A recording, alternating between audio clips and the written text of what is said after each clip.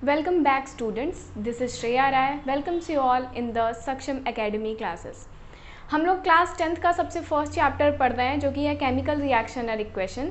और इस चैप्टर के सीरीज़ में हम लोग उस टाइम पे उस फेज़ पे पहुंच गए हैं जब हमने पूरा चैप्टर कंप्लीट कर लिया हुआ है।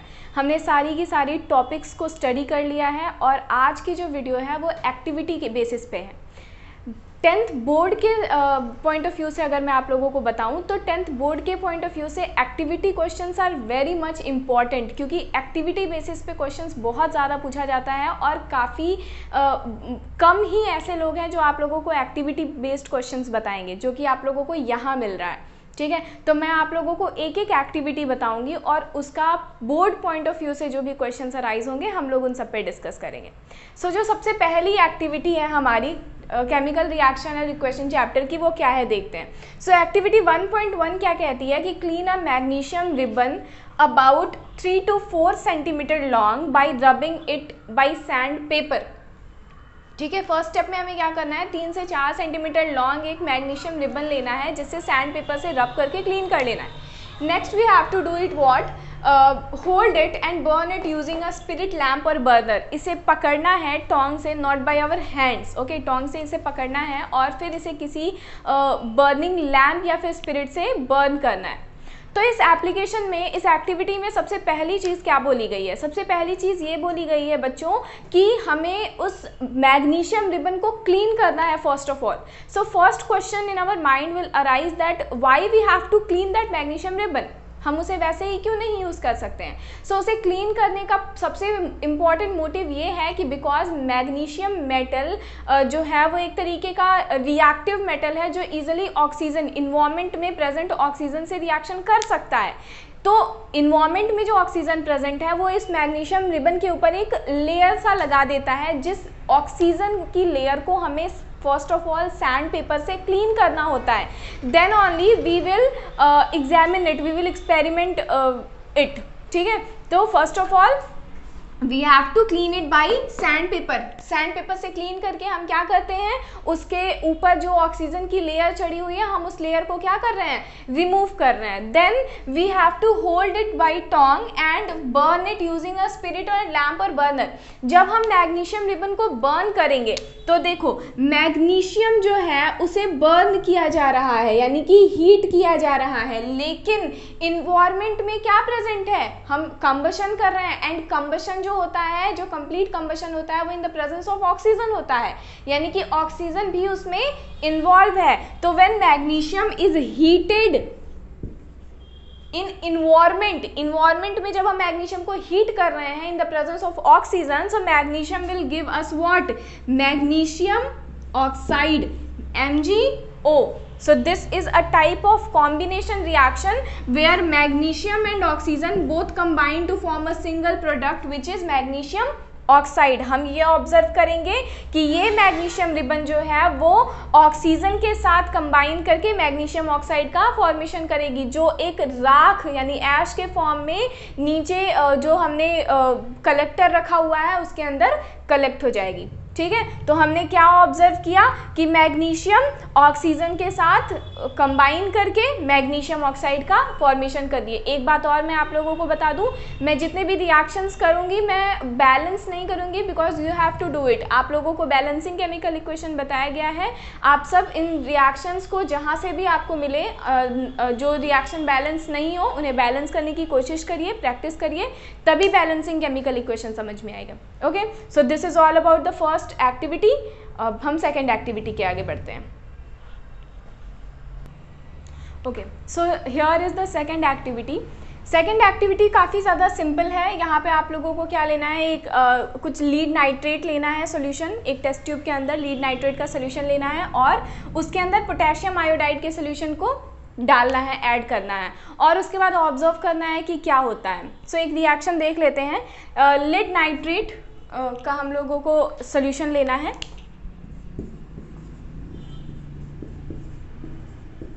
लीड नाइट्रेट सोल्यूशन लेना है जिसके अंदर हम लोगों को पोटेशियम आयोडाइड यानी कि Ki हम लोगों को ऐड करना है। हमें ऑब्जर्व करना है कि इसमें क्या मिलेगा, ठीक है। तो हमारा प्रोडक्ट क्या बनेगा, यहाँ पे सिंपल सा डबल डिस्प्लेसमेंट रिएक्शन हो रहा है, या फिर सीधे सीधे हम बोले तो आयंस का ट्रांसफ़र हो रहा है।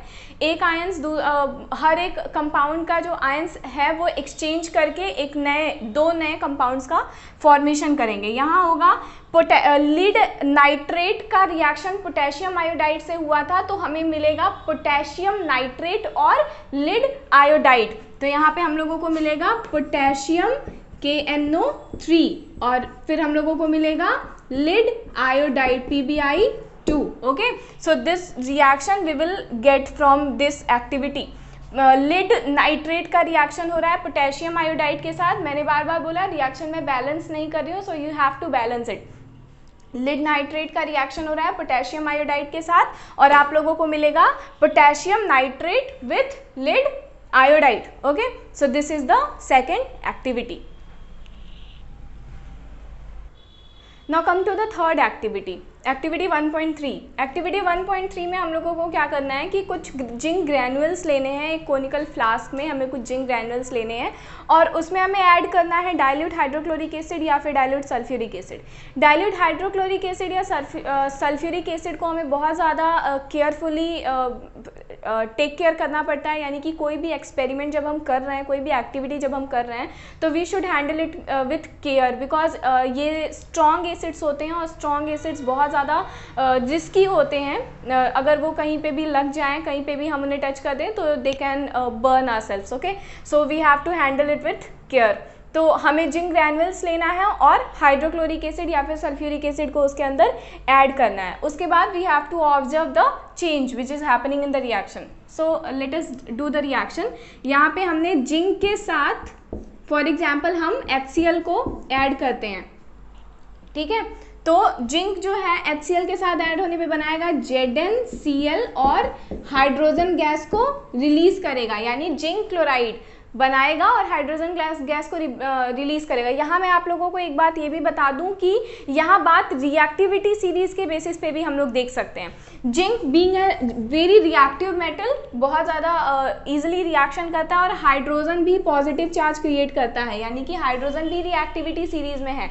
सो जिंक जो है ये हाइड्रोजन से ज़्यादा रिएक्टिव होने की वजह से it can displace hydrogen from its original compound. ये हाइड्रोजन को उसके कंपाउंड से क्या करेगा, डिस्प्लेस करेगा और खुद ये हाइड्रोजन के कंपाउंड पे जाके अटैच हो जाएगा और हाइड्रोजन गैस को रिलीज कर देगा। तो यहाँ पे हम लोगों ने दो चीज़ें ऑब्जर्व की। देखो, हम यहाँ पे हाइड्रोजन रिलीज हुआ, हाइड्रोजन गैस रिलीज हुआ और साथ ही साथ हीट रिलीज हुई, यानी एनर्जी रिलीज हुई, यानी एक्सोथर्मिक रिएक्शन, ठीक है। सो एक तरीके से ये डिस्प्लेसमेंट रिएक्शन भी है क्योंकि जिंक ने हाइड्रोजन को डिस्प्लेस किया, और दूसरे तरीके से ये एक्सोथर्मिक रिएक्शन भी है बिकॉज यहाँ पे हीट रिलीज हो रही है। जब हम इस रिएक्शन को कंप्लीट करेंगे तो हम देखेंगे कि जिस कोनिकल फ्लास्क में हमने जिंक ग्रैनुअल्स को डाला था वो कोनिकल फ्लास्क गर्म हो जाएगा, जो हमें ये बताएगा कि हीट रिलीज हुई है, और हीट रिलीज होना is the example of exothermic reaction. So here there are two reactions, one is the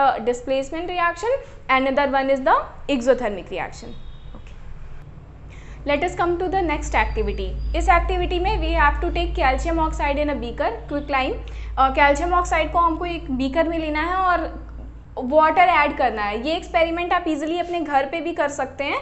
आपने अक्सर देखा होगा कि जब घर में वाइटिंग वगैरह का काम होता है तो ये यूज़ किया जाता है, ये प्रोसेस यूज़ किया जाता है, ठीक है।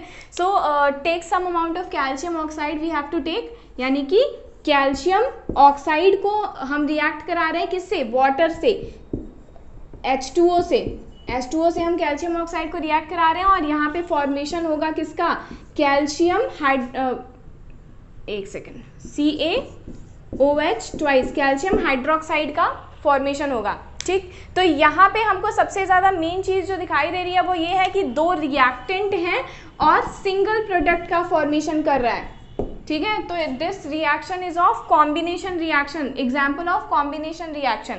यहाँ कैल्शियम ऑक्साइड वाटर के साथ रिएक्शन करके कैल्शियम हाइड्रोक्साइड का फॉर्मेशन करेगा और ये प्रोसेस जो है लॉट्स ऑफ हीट रिलीज करेगा। So lots of heat release करेगा और साथ ही साथ ये कॉम्बिनेशन रिएक्शन का एग्जाम्पल है because there are two reactants and a single product. Okay, Now come to the fifth activity. So in the fifth activity we have to take some amount of ferrous sulfate crystal. हमें कुछ amount of ferrous sulfate crystal लेना है एक boiling tube के अंदर. तो ferrous sulfate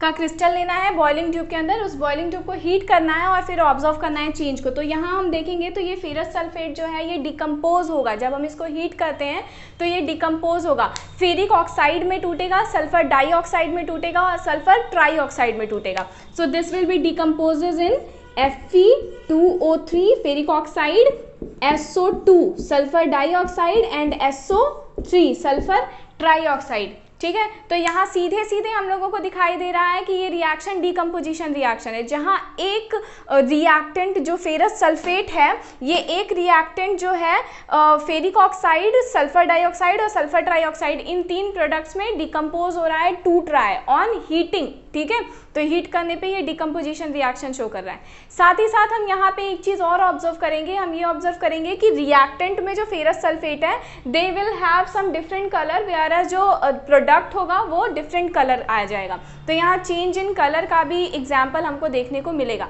साथ ही साथ सल्फर जो प्रोड्यूस हो रहा है, हम लोग जब टेस्ट ट्यूब के आगे जब हम टेस्ट ट्यूब के ओपन माउथ को स्मेल करने की कोशिश करेंगे तो हमें ये पता चलेगा कि वहाँ पे सल्फर की इरिटेटिंग स्मेल आ रही होगी, जिससे ये हमें पता चलेगा कि सल्फर डाइऑक्साइड और सल्फर ट्राईऑक्साइड जो गैस है ये लिबरेट हुई हैं. तो वहाँ पे इरिटेटिंग स्मेल आएगी.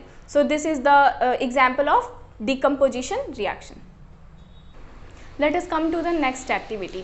यहाँ पे हमको क्या करना है, लिड नाइट्रेट पाउडर लेना है किसी बॉइलिंग ट्यूब में और उसे केयरफुली पकड़ के टोंग की हेल्प से उसको हीट करना है. सो लिड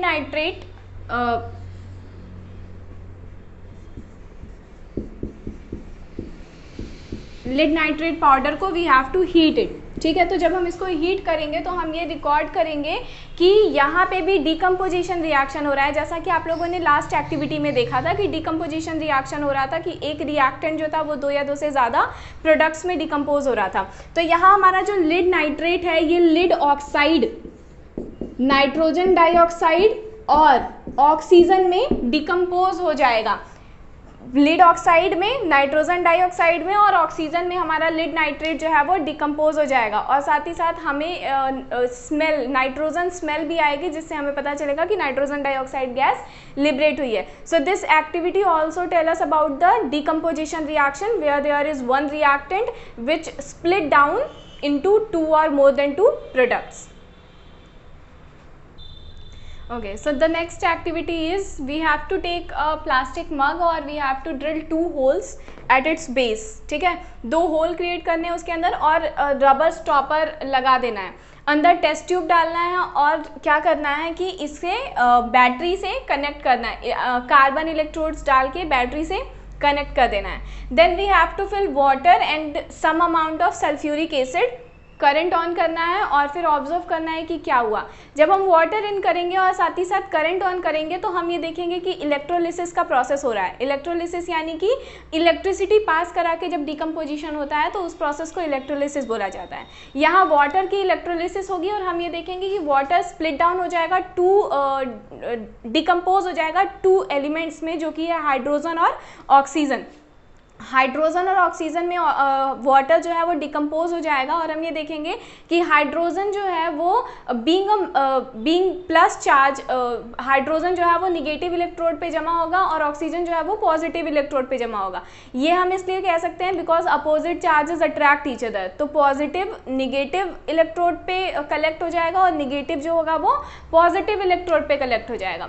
इसके साथ साथ एक बहुत ही ज़्यादा इंपॉर्टेंट चीज़ मैं यहाँ आप लोगों को ये मेंशन करना चाहती हूँ कि जब भी हम कोई एक्सपेरिमेंट कर रहे होते हैं और उस एक्सपेरिमेंट में हमें ये डिटेक्ट करना होता है कि whether the gas which is liberated is oxygen और नॉट, हाइड्रोजन और नॉट, हाइड्रोजन है या कोई और गैस है, ये हमें पता लगाना होता है. तो सबसे इंपॉर्टेंट चीज़ हमको ये करनी है कि हम जो भी टेस्ट ट्यूब के अंदर ये रिएक्शन कर रहे हैं उस टेस्ट ट्यूब के पास अगर हम अपनी नाक को लेके जाते हैं और स्मेल करने की कोशिश करते हैं, देखने की कोशिश करते हैं, तो मतलब अपने जाओ और साथ में एक कैंडल लेके जाओ, बर्निंग कैंडल लेके जाते हैं या बर्निंग मैच स्टिक लेके जाते हैं, तो हम ये देखते हैं कि जैसे ही बर्निंग कैंडल जो जो गैस लिबरेट हो रहा है उसके सामने जैसे ही बर्निंग कैंडल जाता है तो वो पॉपअप साउंड रिलीज़ करता है।